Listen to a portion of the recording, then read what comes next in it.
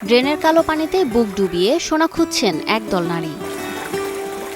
দম বন্ধ করা গন্ধের মাঝেও এভাবে টানা 12 ঘন্টা ডুবে থেকে কালো সোনার সন্ধান করেন তারা। কষ্ট, গরিব মানুষ কি করবো তার জন্য আমার পড়ে থাকবে না। রাত দিন 2 শিফটে ভাগ হয়ে চলে কয়লা সংগ্রহ। কেউ কাজ করেন দিনভর, আবার কেউ কাটিয়ে দেন পুরো রাত ড্রেনের পানিতে। কাল আজ 4টায় আনছি, 11টায় উঠবো, ওরা 11টায় নামবে, আজ 4টায় উঠবে। দিনাজপুরের বড় পুকুরিয়া কয়লা খনির পাশ দিয়ে বয়ে চলেছে একটি কালো ময়লা পানির ড্রেন।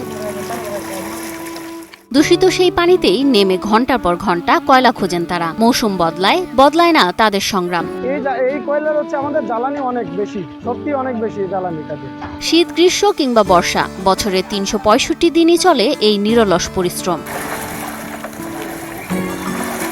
ড্রেনের পানিতে কয়লা সংগ্রহের কাজ অত্যন্ত কষ্টসাধ্য হলেও নারীরা কাপড় পেতে হাত ডুবিয়ে ঘন্টার পর ঘন্টা শ্রম দিয়ে খুঁজে আনেন ক্ষুদ্র ক্ষুদ্র কয়লার টুকরো। তাকে 2 গ্রুপ হতে, এখন আমরা যাবো আর একজন আসি দামে। ক্ষুদ্র ক্ষুদ্র কয়লা এসব নারী পুরুষের সংসার চালানোর প্রধান অবলম্বন। আর তাই প্রতিদিন কেউ কোমরে, কেউ মাথায় কাপড় বেঁধে ঝাঁপিয়ে পড়েন কালো পানিতে। প্রতিদিন একজন নারী শ্রমিক গড়ে 15 থেকে 25 কেজি কয়লা সংগ্রহ করতে পারেন।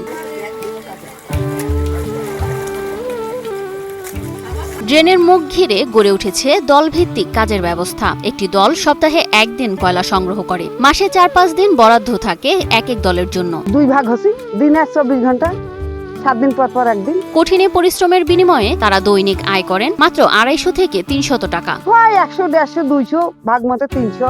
স্থানীয় ব্যবসায়ীরা প্রতি মন কয়লা 350 থেকে 400 টাকায় কিনে ভাটা বা অন্যান্য খাতে বিক্রি করেন। 4-5 মন করে কয়লা পায়, আমরা 300, 350, 400 এরকম মনে কিনি। দীর্ঘদিনের অভিজ্ঞতায় এই নারীরা এখন ড্রেনের দূষিত পানি, ঠান্ডা, গরম বা বৃষ্টিকেও হার মানিয়ে নিয়েছেন। জীবনের প্রয়োজনে সন্তানের মুখে খাবার তুলে দিতে তারা লড়ছেন প্রতিদিন নীরবে, অবিরাম।